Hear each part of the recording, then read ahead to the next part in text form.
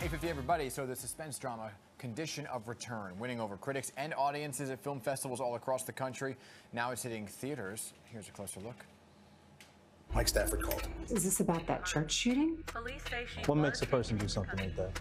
If you said in your statement that the devil made you do it, you care to elaborate? Wouldn't be doing myself any favors. The girl is sane and fit to stand trial. You understand? I feel bad for you. Why is that? Because hell is real.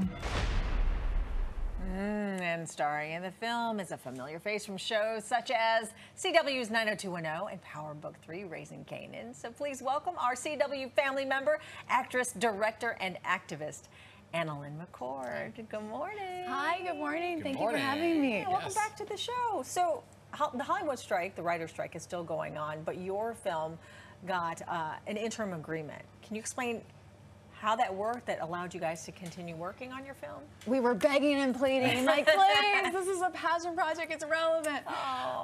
And thankfully, SAG took into consideration that a lot of these little films, indie films, are going to be harmed, and they're here to help us, not hurt us. So thankfully, a lot of independents that are coming out right now are able to be promoted, and ours was one of them, so we're really grateful. Yeah, that's great. So that's how we're able to have you here today to talk more about it, right? So let's talk about the movie and the film. You play Eve, who's arrested for committing a mass shooting. So there's some heavy topics here. Yeah.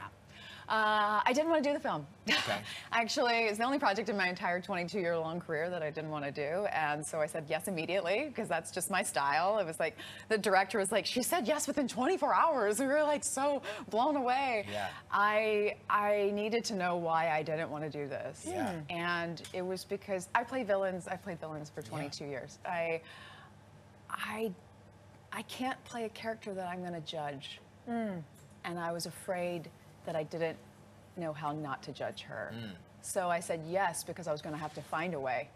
You know? Challenge I was yourself. going to have to find a way to not judge this character, to, even if you don't care about her, I was going to find a way to make you understand her, So at least a little bit. Explain the storyline then. Oh, gosh. Without giving it Bless away. her heart. So this is a woman who, I mean, she gets hit with, when it rains, it pours. She gets hit with one thing after another in her life. And there's a theme of toxic theology in her world, and this blind faith in something where you give up your sovereignty to something else. And I think we do that with a lot of things. I was talking actually at our world premiere when we did the Sedona International Film Festival, and I was saying, some of us bow down to the almighty dollar. A lot of us do, right? We give over some of ourselves to these things that we put our faith into. We need to make sure that what we're giving ourselves over to is something that we should be giving ourselves over to. And through the film, you find that she's willing to give herself over to pretty much anything that will get her what she wants. And that's kind of what unveils without giving away too much. Yeah. So you said it was relevant, right? And that's why you were begging SAG to allow you guys to promote it. What do you hope people walk away from after they see it? Well, actually, if I may, I have a challenge. I would like to challenge the journalist community to return to the intention you likely held at the onset of your profession, to offer the public information that is of value. What value do we get out of seeing the names and faces of individuals who massacre members of our country? We can get that information anywhere, right? Why do we need to see their names? I dealt with suicidality. I talk about my mental health journey a lot.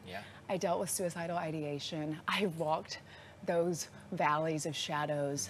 And when you live your life feeling unseen, you would do anything to be seen. I dreamed of being an actress because I thought maybe if they see me, maybe I'll matter.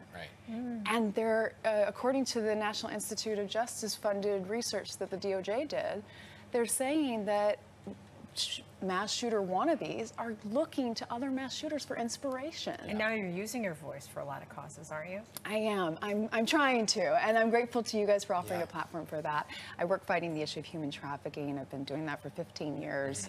I'm grateful to films like Sound of Freedom for highlighting it on the grand stage. I have a campaign called the Love Storm, and we are trying to connect the dots between organizations. So instead of like little waves on the ocean, a big tsunami fighting this issue, because it's in every country of the world.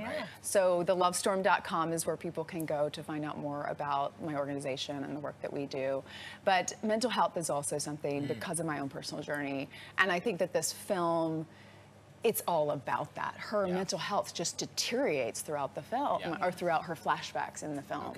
And you start to understand that, I think playing villains my entire career, I've learned one thing about villains, and it's that villains do not exist. There are people who do, based on having enough suffering and enough pain and enough trauma and abuse and neglect and abandonment, there are people who do horrible things. And we're good and we're bad, right? One thing we should mention, though, is in your film you work with another family member of ours, who is actually a superhero in some sense, right? Superman himself. Superman, I know. It was so funny. So we were filming, and he's a part-time police officer, and so he has an actual handcuff key. So he was like, he just whips out his handcuff key. He's like, "Are those uncomfortable? Let me take them out." I was like, "Should you really be doing this to the prisoner?" Right. Hey, you can hear the passion in so much of what you do, so I appreciate your passion for raising awareness for such important issues, and for being here today to talk about the film. Thank you guys so much for having me. I really appreciate it. Thank you. So Condition of Return hits theaters next Friday, September 22nd, and will stream on October 24th.